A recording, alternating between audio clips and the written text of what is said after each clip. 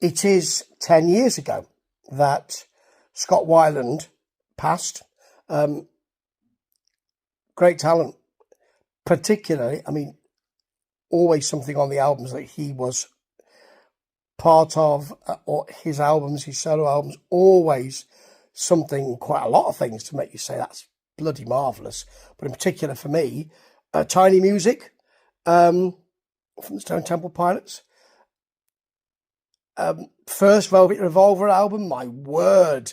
And then in particular, his solo album, Happy in Galoshes. Just incredible stuff.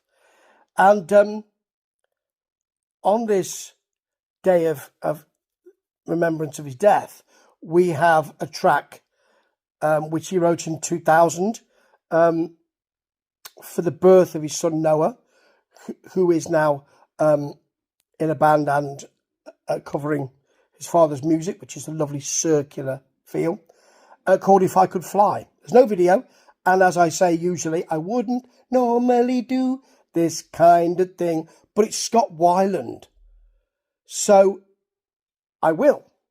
And it is what this is a lovely winsome side of, gentle and winsome side of Scott Weiland, because he could be big and bombastic, but he could also, and rock like a bleeder, but he had a really, not brittle, but, and not lonely either, just on his own feel. And If I Could Fly has that. It has that beautifully self-harmonised chorus. The verses are, they're neither big and bolshy or Bowie influence, which a lot of his work was and is. I don't want to just say was, because I don't want to lose that work really. But